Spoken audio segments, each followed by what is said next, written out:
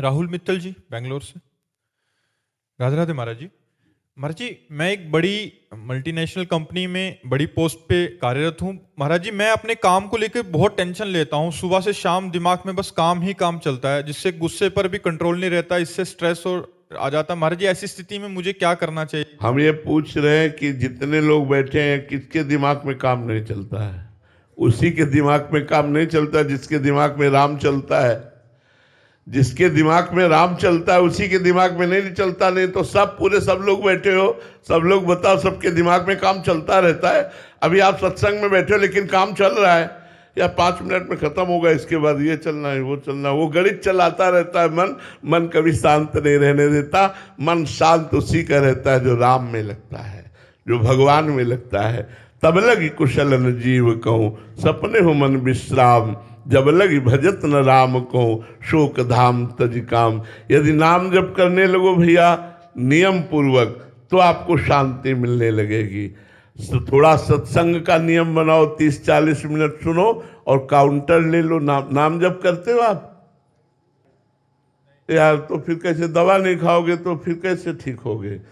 हाँ, जासु नाम भवभीष हरन घोर त्रैशूल, जिनका नाम दैहिक दैविक भौतिक तीनों तापों को मिटा करके भव समुद्र से पार कर देता है। आज नियम लो कि 50,000 नाम जप करेंगे, राधा राधा राधा राधा।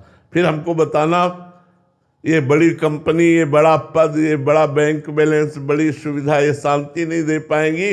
और ये कितने दिन टिकोगे? आखिरकार जब शरीर पूरा होगा तो सब यहीं छूट जाएगा, कोई अपने काम आने वाला नहीं। इसलिए भाई बड़े भाग्यशाली हो, वृंदावन आए हो। वृंदावन में परम पावन भूमि रज पर बैठकर सत्संग सुन रहे हो। आज नियम ले लो कि मैं रोज 50,000 नाम जप करूंगा। 24 घंटे में जब आपको समय मिले, चलते फिरते काउंटर है, राधा राधा राधा राधा राधा, और कम से कम 10 मिनट सत्संग सुनूंगा।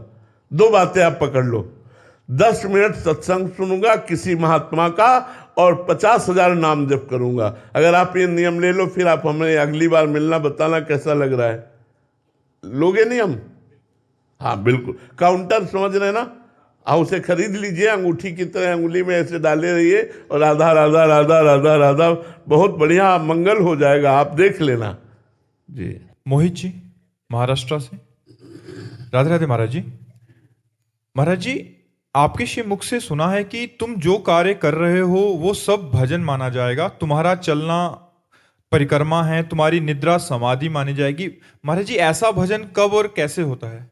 जिस समय हमारा तन मन वचन प्राण अहंकार सब कुछ श्री भगवान के चरणों में समर्पित हो जाता है, तब फिर उसकी हर चेष्टा भजन होती है।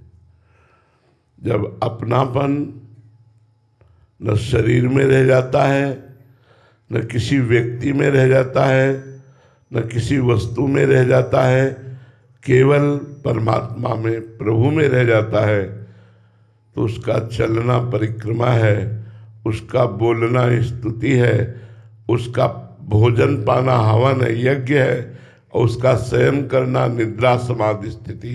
वो निद्रा समाधि स्थिति, ये स्थिति तब आती जब अहम का सर्वस्व समर्पण हो जाता है, प्राणों का समर्पण हो जाता है। एक क्षण के लिए भी भगवत विस्मरण नहीं होता, हर समय भगवान की मधुर मधुर स्मृति हो रही है, तो उसकी सारी चेष्टाएं भगवत में हो जाती हैं। उसका शौच जाना, स्नान करना, ये जो शारीरिक क्रियाएं भी हैं, ये सब भागवतिक हो जाती हैं। वो संपूर्ण स्थूल शरीर, सूक्ष्म शरीर, कारण शरीर, तीनों शरीरों से समर्पित वो परमात्म स्वरूप में स्थित वो ब्रह्मविद ब्रह्म ही भवति, वो ब्रह्म के समान हो जाता है। ऐसा महापुरुष जिसकी सारी चेष्टाएं भागवतिक हो, जिसके हृदय का अहम भगवान में तन्मय हो गया हो, जिसकी मन की एक एक वृत्ति भगवदाकार हो गई हो, ऐसी स्थिति होती है जैसी ये कि निद्रा समाधि स्थिति।